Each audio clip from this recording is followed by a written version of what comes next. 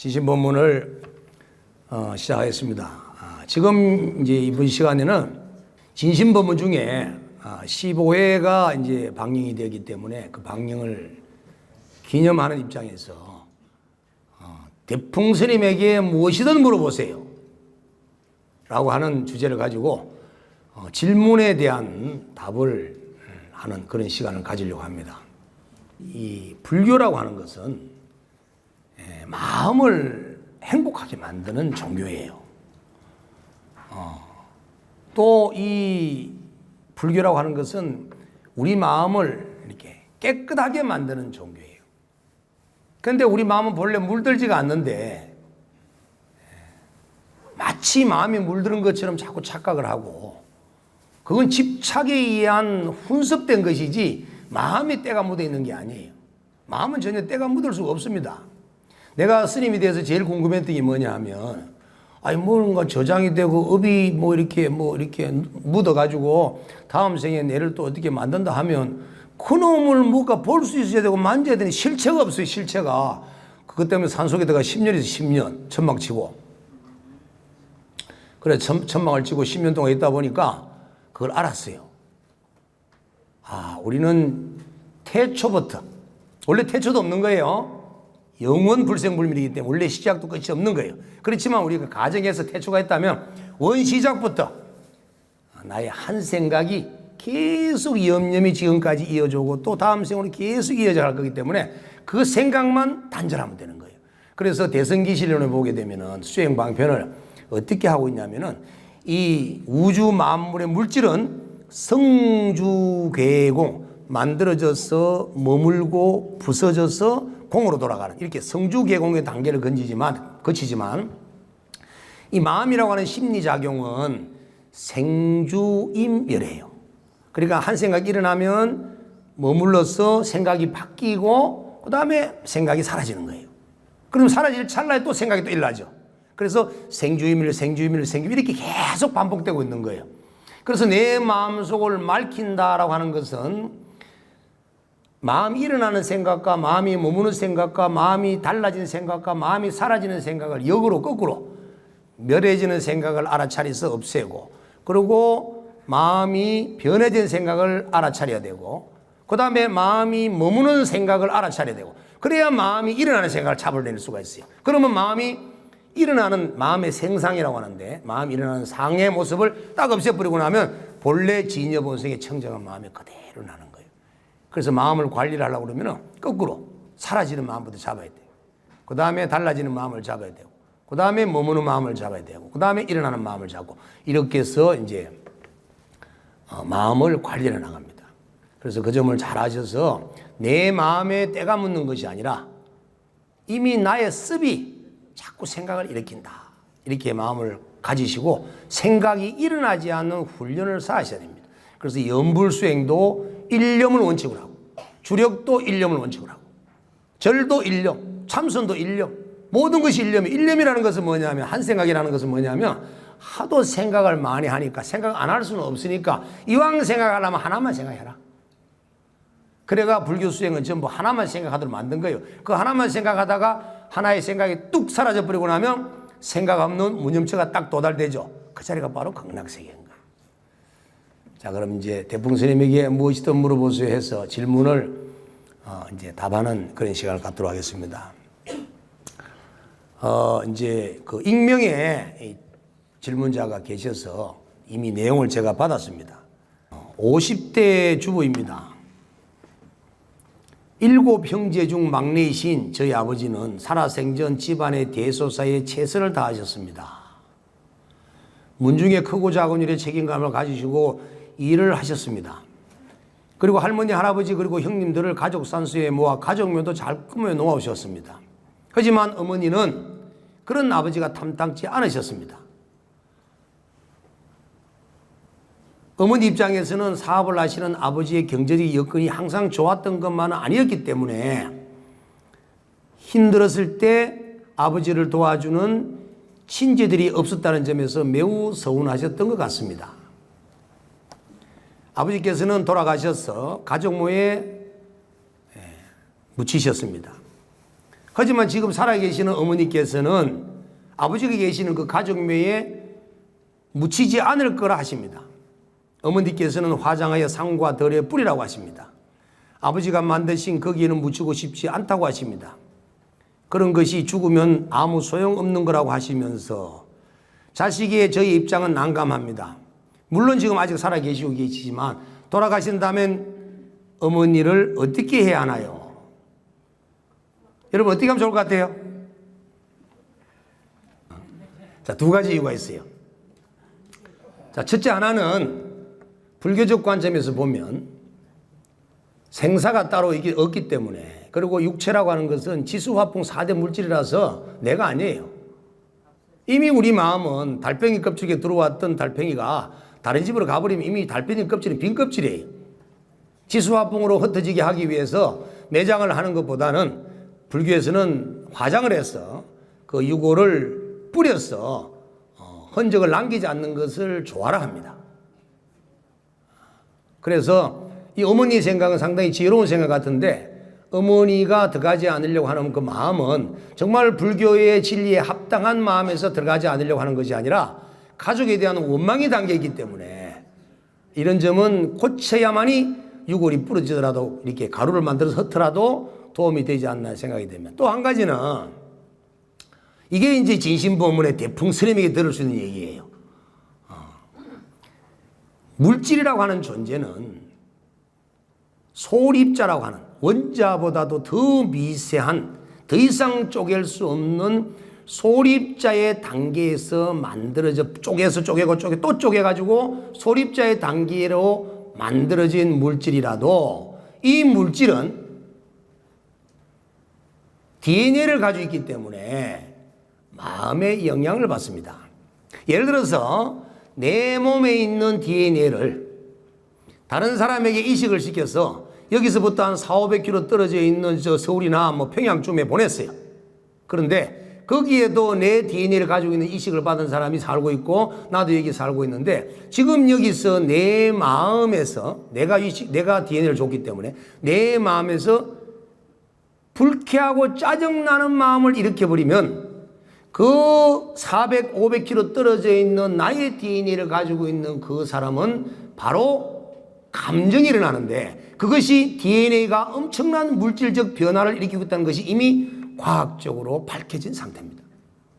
그러면 여기서 이제 400~500km를 떨어져 가려고 그러면 뭐 KTX를 타고 간다 하더라도 상당히 시간이 걸릴 것이고, 비행기를 타고 간다 하더라도 시간이 걸릴 것인데, 여기서 그까지 DNA를 전달해 준 그 사람에게 영향을 끼치는데 얼마나 시간이 걸릴까?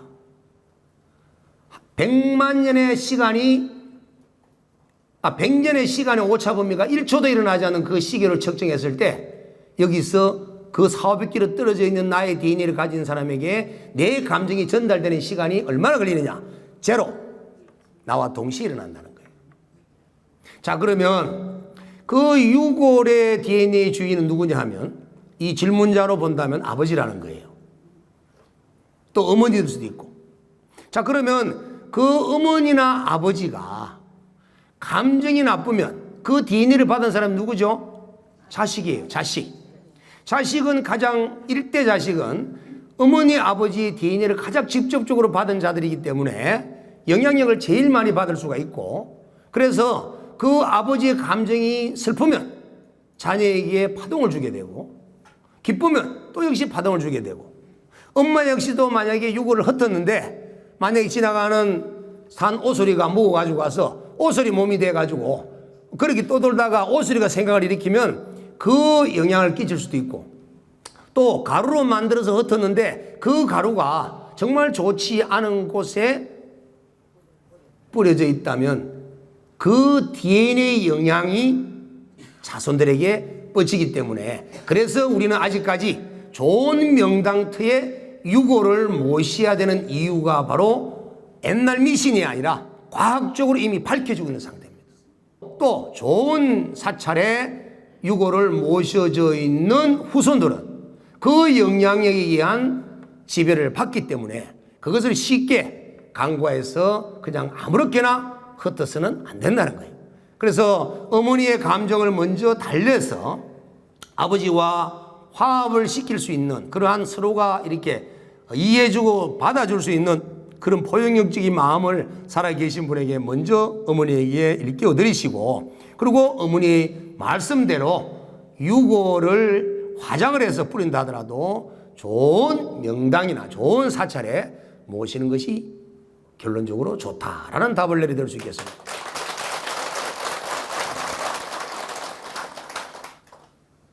답이 되셨는지 모르겠습니다.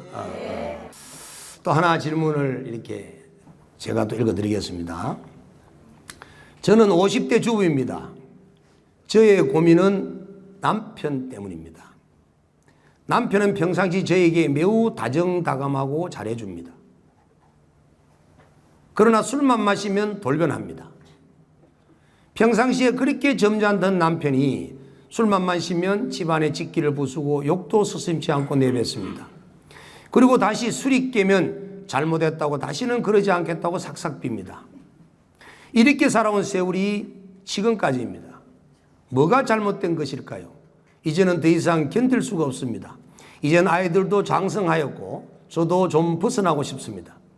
제가 이런 남편 옆에서 남은 생을 견뎌낼 자신이 없습니다. 하지만 두렵습니다. 이 모든 것이 저의 업일까요? 남편의 업일까요? 여기서 벗어난다면 다음 생에도 만나지 않을 수 있을까요? 스님, 제가 어떻게 하면 이런 고통에서 벗어날 수 있을까요? 이 50대 주부의 질문은 이 질문 하나 속에 한 7, 8가지 질문이 들어있습니다. 정말 남의 가치가 않는 질문이에요. 자, 첫 번째는 이 남편과의 만남이 중요해요. 이 만남은 의변이 없으면 만날 수가 없습니다. 두 번째는 내가 전생에 그랬어요. 내가 남편이 되어서 내 아내인 지금의 남편에게 밤만 되면 술 먹고 가서 잠 못 자게 하고 욕하고 폭언하고 폭행하고 술 먹게 하고 나면 내가 왜 그랬는가 미안하다고 그러고 잘못됐다고 그러고 이렇게 고통을 준 과보가 이렇게 현생으로 나타나는 겁니다. 또 여러분들이 왜 그러냐 하면은 내하고 인연이 없는 사람은 여러분들이 만날 수 있는 확률이 없어요. 지금 우리나라 다문화 이 가정 시대가 되어가지고 많은 외국인들이 우리나라에 시집 장가를 와서 함께 살고 있는 그런 다문화 가정이 되어 있는데, 이 미국에 살든 동남아시아에 살든 어디에 살든 이민족이라도 그 민족의 영혼은 우리 한국 땅에서 과거 생에 나와 함께 살았던 사람이기 때문에 반드시 어떠한 경로를 통해서라도 한국으로 내 곁으로 오게 되어 있습니다. 그래서 내 며느리가 되고 내 사위가 되고 하는 거예요. 그처럼 그 인연이 이 세상에 인연이 가장 많은 사람이 누구냐 하면 지금 이 순간에 내 남편과 내 아내와 내 자식과 내 부모 내 형제가 가장 인연이 많고, 그 중에서도 한 이불 속에 갇히지 않은 부부가 또 지금 많은 세월을 양육과 또 잉태 과정 속에서 함께 지냈던 자녀들과의 인연이 가장 깊습니다. 그래서 이 지구상의 수많은 60억, 70억의 그 인류 속에서 내 남편, 아내와 내 자녀, 부모, 형제보다 더 인연이 소중한 사람이 없기 때문에 다음 생에 만날 수 있는 가능성도 90% 이상입니다. 자, 그러면 피한다고 되는 것이 아니라 내가 이번 생에 지어놓은, 과거 생에 지어놓은 이 악한 인연의 고리를 끊어야 됩니다. 그 인연의 고리를 어떻게 끊어야 되느냐? 남의 탓이라고 생각하는 것. 항상 남편의 탓이라는 것. 못난 남편을 만나고 애먹이는 남편을 만나고 뭔가 조금은 부족한 남편을 만났다는 그런 생각으로 남편이 탓이라고 하는 그 생각 때문에 이 과거생에 지어놓은 원인을 소멸시키지 못하고 있는 거예요. 지금 내가 만약에 이러한 남편을 만나지 않았다면 과거생에 지어놓은 내 악업을 소멸시킬 수 있는 길이 없어요.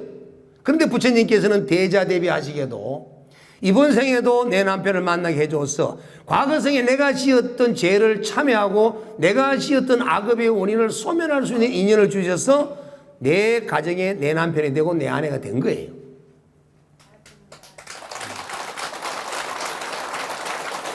그러면 그것을 순응하고 받아들여서 부처님의 가르침의 지혜를 빌려서 그것을 해결할 방법을 찾고 소멸시켜 나가야 합니다. 만약에 내가 이러한 남편과 더 이상 남은 생을 살 수 없다고 해서 만약에 이혼을 해버린다면 내가 고통받아야 될 악업의 원인이 남아있기 때문에 또 다른 사람을 만나도 또 고통받아야 될 사람을 만나게 됩니다. 어쨌든 이 남편과 이런 악연의 인연고리는 너무나 오랜 생애 동안에 이어져 왔던 인연고리가 있기 때문에 이렇게 남편으로 만났고, 그래서 이것은 반드시 해결해야 됩니다. 그래서 이 업이 어느 개인의 업이 남편의 업도 아니고 아내의 혼자의 업이 아니라는 거예요. 두 사람의 공동의 업입니다. 그래서 이 둘이는 반드시 둘이가 함께 소멸시켜야 되는 그러한 이유를 가지고 있는 거예요. 그리고 지금 만약에 내 남편하고 헤어져서 내가 다른 남자하고 만나버린다면 다른 남자를 또 고통받는 사람을 만나 또 새로운 고통을 받아야 되고, 남편은 악연은 남아있기 때문에 또 다음 생에 또 받아서 그랬더니 도망갔지 않고 그 업이 남아가지고 이제는 더 곤욕을 당해야 되는 그런 상황이 옵니다. 그래서 이때는 부처님께서 이런 인연을 주셨기 때문에 이제 내가 과거생에 쌓아놓은 이런 악한 인연을 내 남편을 통해서 해결할 수 있는 인때가 왔구나. 이 악연의 사슬 고리를 내가 잘라야 되겠다 하고 남편을 사랑으로서 이해하고 받아주고, 술 대화를 정말 잠이 오지만 앉아서 들어주고, 말을 안 들어주고 얘기를 안 들어주고 돌아놓고 뭐 니는 혼자 떠들어라 하고 이러니까 기물을 부수지. 잘만 비유 맞춰주면 왜 부수냐 이거라. 자, 이렇게 해서 이분의 질문은 중독성을 가지고 있는 남편의 이 알코올 중독을 끊어내는 방법은 그리 쉬운 일이 아니에요. 가족 모두가 하나가 되어서 노력을 해줘야 되고, 이분은 바로 살살살 달려가지고 어떻게든 일단은 전문가, 정신과 의사의 질문을 받아서 거기에 좋은 치료 방법을 찾아서 의사가 판단해주는 방식으로 일단 약물 치료를 하고 또 여러 가지 치료법을 선택을 하고 또 불교의 부처님의 가르침을 통해서 다방면으로 이 중독성을 해결할 수 있는 방법을 찾아야만 이분의 알코올을 끊어낼 수가 있습니다. 중독성은 그만큼 무서워요. 얘기 나온 김에 또 하나만 더 말씀드린다면, 요즘 이제 자녀들의 이 오락, 게임, 도박 이런 중독성들이 상당히 많은데, 이 중독성은 알코올하고 똑같아요. 마약과 똑같습니다. 이걸 하지 않으면 이 오락을 중독성으로 살아가고 있는 사람에게는 견디지를 못해요. 왜냐하면 이 오락이나 노름이나 이런 걸 할 때 머릿속에서 쾌감을 주고 기쁨을 주는 호르몬이 분비가 되는데, 이 호르몬이 분비가 안 되면 사는 게 같지 않는 거예요. 그래서 처음에는 오락을 배우고 게임을 할 때 엄마가, 아버지가 조금씩 먹다가 보니까 중독이 돼가지고 담배도 조금씩 배우다가 아주 골초가 되듯이, 술도 한 잔, 두 잔 술에 이렇게 중독이 되듯이 게임도 도박도 그렇게 해서 다 중독이 되는 거예요. 그러면 이 중독성을 가지고 있는 이런 게임을 하는 사람이나 노름을 하는 사람을 이 해결하려고 그러면 이 사람의 마음속에서, 머릿속에서 나오고 있는 쾌감과 기쁨을 주는 호르몬을 대신해 줄 수 있는 호르몬이 몸에서 만들어져야 돼요. 자, 첫 번째 방법은 어떤 방법이냐면, 술꾼이 술을 안 먹으려고 하면 술병이 없어야 되겠죠. 그렇듯이 집에 게임기가 있으면 안 돼요. 모든 게임을 할 수 있는 도구들을 다 없애버려야 됩니다. 그러면 이제 애가 이제 PC방으로 가서 또 하겠죠. 그리고 당사자 간의 부모와의 충분한 대화를 통해서 위험할 수 있는 중독성에 대한 고질적인 부분을 충분하게 자녀가 이해할 수 있도록 대화를 충분히 나누어서 PC방을 찾아가지 않고 치료를 하려고 하는 마음을 내도록 먼저 설득을 시켜야 됩니다. 그리고 항상 이 자녀와 게임을 통해서 노름을 통해서 쾌감의 호르몬이 분비되던 사람에게는 다른 형태의 아주 기쁜 호르몬이 나오도록 환경을 만들어줘야 되기 때문에 아버지와 엄마와 이 게임을 하는 자녀와의 대화를 통해서 밖으로 나가야 됩니다. 어디로?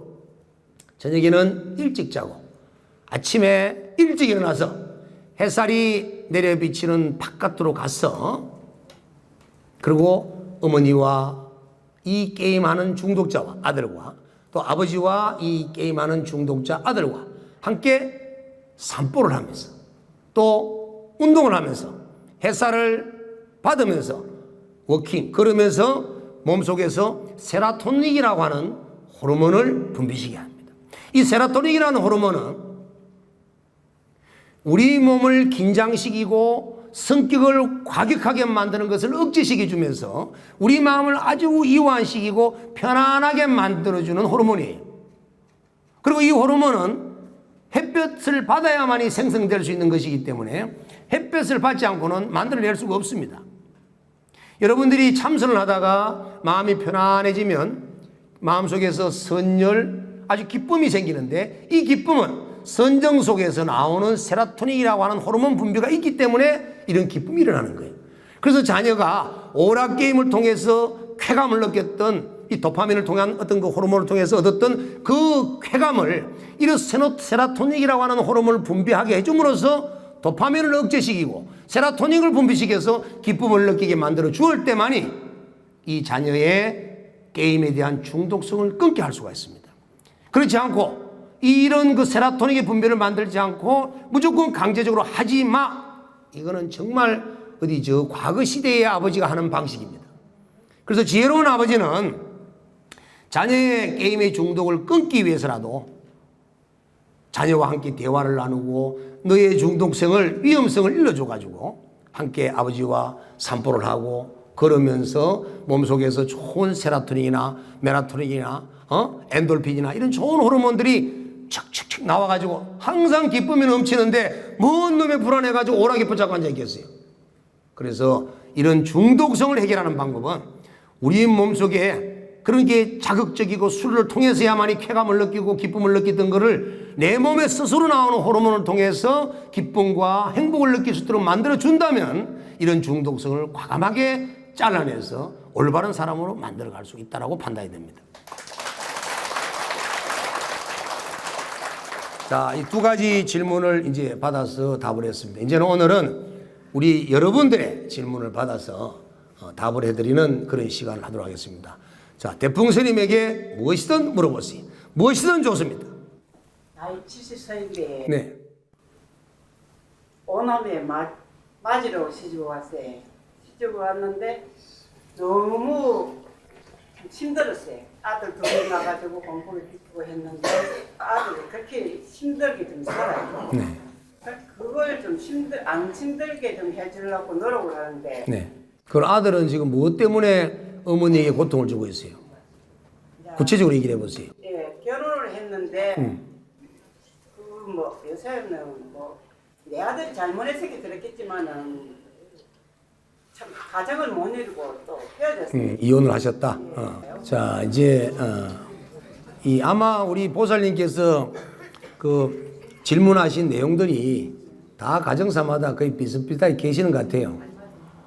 그래서 이제 결혼해서 이혼한 이렇게 아들, 딸, 또 결혼하지 못하는 미혼에 있는 이 만원의 아들, 딸을 두고 있는 부모님의 그 마음은, 특히 어머니 마음은 아프죠. 근데 결혼을 하고 안 하고에 대한 그런 집착을 갖는 그 자체가 이미 문제가 있습니다. 지금 만약에 보세요. 아들이 결혼을 해서 며느리를 만났는데 그 며느리하고 아들하고 불행을 겪는 가정사를 이루면 어떻게 해야 되나요? 또 헤어져야 되죠. 그러면 만나는 게 나았나요? 안 만나는 게 나았나요? 안 만나는 게 나죠. 자, 이 세상의 모든 현상 세계는 모든 것이 연기법에 의해서 이루어집니다. 이것이 있으므로 저것이 있고 이것이 없으므로 저것이 없기 때문에 지금 현재 아들의 어떤 고통은 그 원인에 의해서 나타나는 거예요. 헤어지는 것도 어떤 원인에서 나타나는 것이고 혼자 살아야 되는 것도 원인에서 나타나는 것이에요. 그 원인에서 나타날 때 자기 스스로가 그 변화를 가지려고 하는 노력을 갖지 않으면 상당히 변화가 어렵겠죠. 내가 밥을 한 그릇 열심히 먹었는데 아들은 먹지 않았어요. 내가 열심히 한 그릇 밥을 먹었다고 해서 아들이 배가 부르나요? 아들이 먹어야 돼요. 엄마가 해줄 수 있는 거는 기도를 통해서 아들에게 맑은 마음과 이렇게 대자대비한 부처님의 마음을 일깨울 수 있는 환경적 토대가 될 뿐이지 또 간접적 영향을 줄 뿐이지 내가 마음이 맑혀지고 내가 기쁜 만큼 아들이 기뻐지고 아들이 맑혀질 거라는 생각은 잘못됐다는 거예요. 그래서 이 세상에 보면 정말 마음대로 살고 나쁜 짓을 하고 사는데도 잘 사는 사람이 있고 너무너무 열심히 사는데도 너무 힘들게 사는 사람이 있어요. 그런데 그렇게 사는 그 이유가 뭐냐라고 보면 전부 다 원인에 의해서 결과가 나타나기 때문에 지금 우리는 이 짧은 인간생의 100년의 삶 갖고는 답이 안 나옵니다. 그래서 부처님께서는 삼생의 연기를 보라, 인연을 보라, 인과를 보라. 과거생과 현생과 내생을 놓고 봐야 이번 생에 잘 살았지만 고통을 받고 있는 사람은 과거생에 지어놓은 악업이 있기 때문에 그런 것이고 이번 생에 잘 못하는데도 잘 사는 사람은 과거생에 쌓아놓은 선업이 있기 때문에 그런 것이다. 그러면 지금은 잘 살고 못하는 것이 지금의 선한 일과 악한 일에는 별 영향이 없는 것 같지만 전생에 지어놓은 복력이 다하면 다음 생에 그 결과가 나타날 것이기 때문에 삼생을 놓게 보면 분명히 알 수가 있는데 우리는 한 생 한 생만 보고 살다 보니까 그거를 알지 못한다는 거예요. 그래서 저는 어머니들에게 이 말씀을 드리고 싶은 것은 결혼을 늦게까지 못할 자녀가 있다면 자녀가 결혼을 못할 원인과 조건을 가지고 있어요.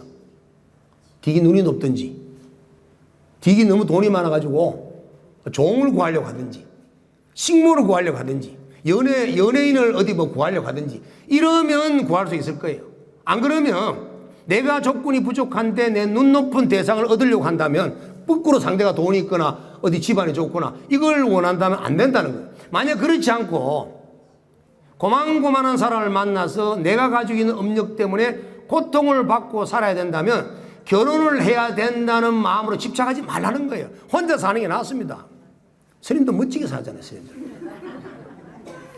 그 다음에 결혼을 해서 이혼을 하고 다시 결혼을 하지 않는 큰아들의 입장에서는 지금 여자를 또 만나서 전처의 상처와 지금 새로 만나는 부인의 마음을 왔다 갔다 하면서 정성을 들여본들 얼마나 잘 들을 수 있겠나요? 그렇다고 아마 지금 아들 정도 되면 그렇게 집안이 뭐 부자라서 재물을 많이 물려줬으면 돈 있는 동안에는 붙어 살 거예요. 그래서 그것 또한 재혼을 원치 말하는 겁니다. 자, 때가 되면 과거생에 쌓아놓은 선년이 남아있고 좋은 인연이 남아있고 내가 이번 생에 결혼할 수 있는 그러한 인연의 종자가 내 마음속에 저장되어 있다면 구하지 않아도 저절로 나타나서 만나서 살게 될 것이고 그 인연이 있는데 고통받아야 될 인연이라면 차라리 피하는 것이 낫다는 거예요. 그래서 그런 아들을 전부 데리고 절에 가서 공부를 시킬 수 있도록 권하십시오. 참 지독실이 말 안 듣죠. 절에 가자 해도. 제가 압니다. 또 다른 분 질문 한 분 또 받도록 하겠습니다. 이렇게 불교에 들어와서 공부를 하다 보니까 연기법에 대해서 이렇게 공부를 배워왔는데 이런 인연들을 만나고 헤어지고 이렇게 하면서 스님이 공부하기 전에는 그런 거는 아무렇지 않았는데 공부를 하고 나니 그런 게 다 다시 저희 생각을 하니 거꾸로 되고 또 업이 되었다는 것들을 알게 되면서 집착을 하게 되고 이렇게 되는데 그런 집착들을 닦으려고 하면 어떻게 닦으면 잘 닦을 수 있는지 공부를 하면 어떻게 하면 더 잘할 수 있는지. 자, 공부라고 하는 것은 불교 공부를 하는 것이지 우리가 암길에서 기억을 하는 것이 아니에요. 그럼 불교 공부는 팔반대장경은 어디서 나온 것이냐면 부처님이 모든 마음을 내리고 청정한 마음 상태, 진여 본성의 상태에서 지혜가 나온 것이지 골머리 써가면서 글로 만드신 것이 아니에요. 그러면 불교를 공부하기 위해서는 모든 것을 내려놓는 공부를 해야 되고 마음을 비우는 공부를 해야 되고 버리는 공부를 해야 되는데 집착이 생기고 업이 쌓는다는 것은 절에서 뭔가를 얻으려고 하는 마음이 있기 때문에 생기는 거예요. 공부를 잘못하고 계신다.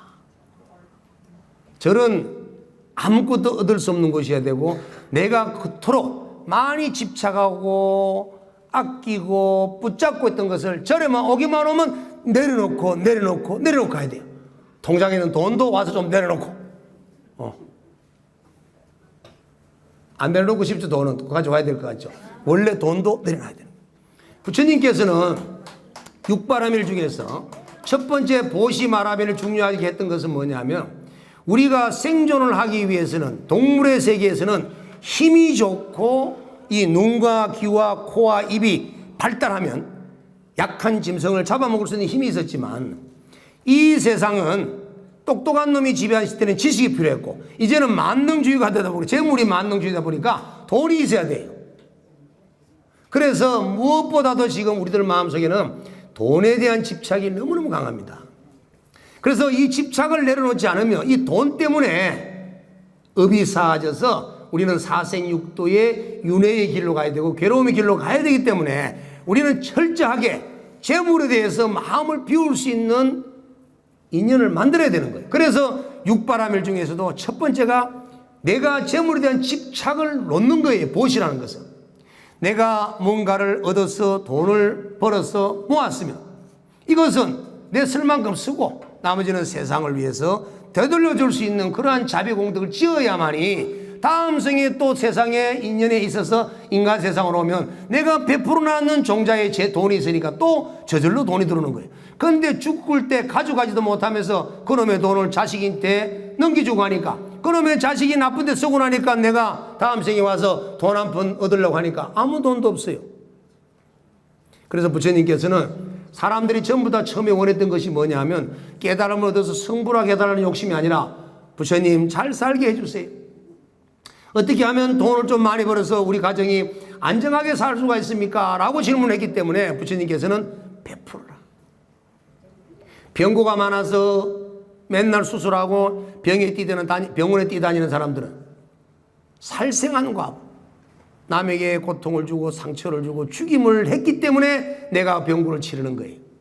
그와 마찬가지로 내가 잘 살려고 하면 끝없이 베풀어야 되는 거예요. 베풀려고 하면 재물에 대한 집착을 놓아야 되고 권력에 대한 집착을 놓아야 되고 자식에 대한 집착을 다 놓아야 됩니다. 그런데 절에 와서 집착을 키우는 공부를 하면 안 된다는 거예요. 공부를 잘못하신 거예요. 자, 초심자 때는 무엇을 기도를 해야 되느냐? 모든 것은 기도라고 하는 것은 훈련된 과정을 통해서 훈습이 될 때까지는 계속 뭔가 하나를 해야 되는데 그 하나가 뭐냐 하면 여러분 참회입니다. 연부를 하기 위해서 주력을 하기 위해서 또 경전을 독송해서 깨달음을 얻기 위해서 화두를 들고 참선을 하고 여러 가지 수행을 하기 위해서 수행이 안 되는 이유는 참회가 되지 않았기 때문에 그렇습니다.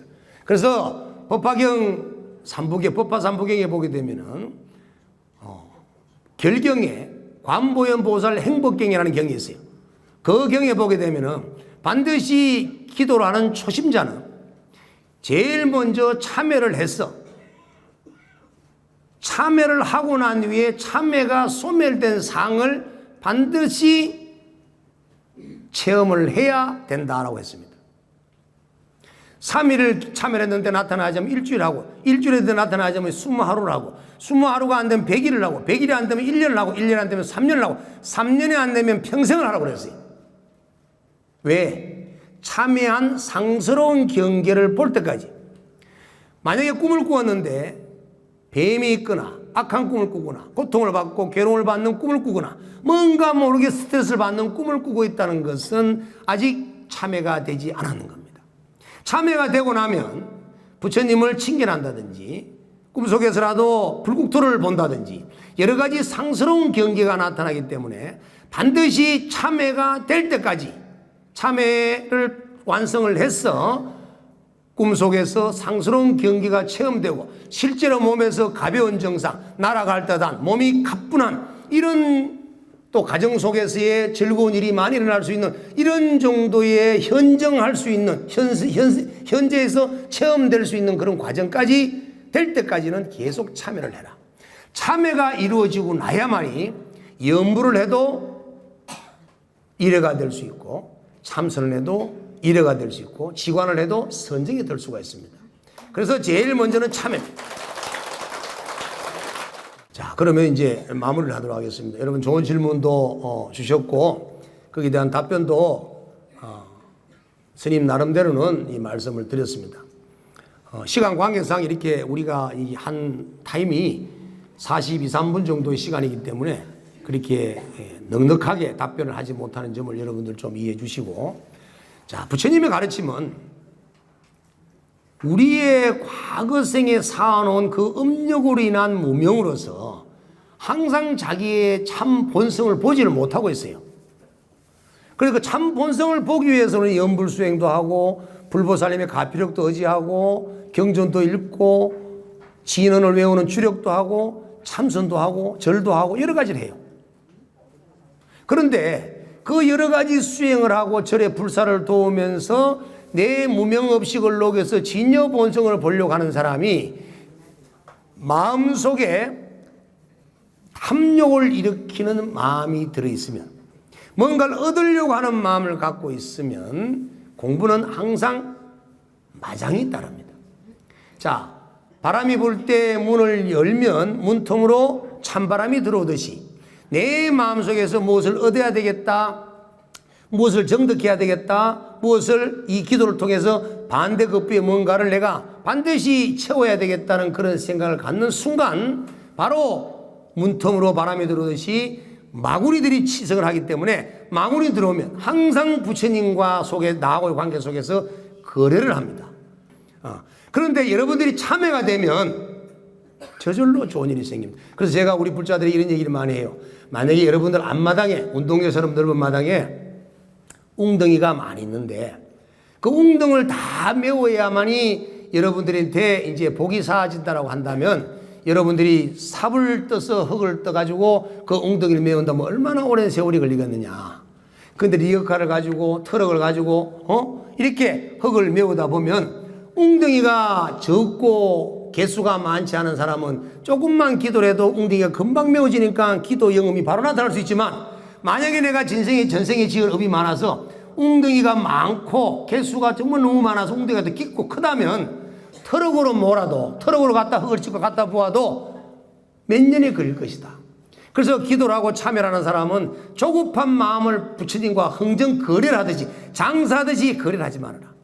끊임없이 오늘도 닫고 내일도 닫고 하다 보면 어느 순간에 내 마음 바탕에 전생에 지은 웅덩이가 내 기도 복력으로 채워지면 여러분 스스로가 알지 못하는 상태에서 부처님 가피가 나에게, 내 가족에게, 내 자식에게, 내 자손에게, 내 형제들에게, 내 친지들에게, 내 친구들에게까지도 가피가 주어져서 행복하고 즐거운 결과를 받을 수가 있습니다. 절대 여러분들께서는 기도를 하시면서 욕심을 내지 마시고, 오늘도 절에 가면 탁 내려놓으시고, 오늘도 나를 가르쳐 주시는 주지 스님이나 우리 법사 스님이나 이런 분들에게 법사님, 스님, 원장님, 저는 어떻게 하면 제 마음을 비울 수 있을까요? 저를 비우게 해주세요. 그리고 어떻게 하면 참여를 더 잘할 수 있나요? 혹시 제가 기도하는 중에 잘못하는 게 없나요? 항상 이렇게 생각하시고, 항상 부모님과 조상님들을 염원하고 부모 조상님들이 잘 될 수 있도록 발언하시고, 우리의 나무의 뿌리는, 나무의 근원은 뿌리고 우리 인간의 뿌리는 조상이에요. 부모 조상들입니다. 부모 조상의 효도를 하고 잘 받드는 것이 바로 우리가 복을 받는 길이고, 부모 조상을 잘 봤다는 것은 나의 공덕은 내가 짓는 모든 선업들은 전부 부모 조상님들 다 가져가십시오. 남으면 이웃 사람이 다 가져가십시오.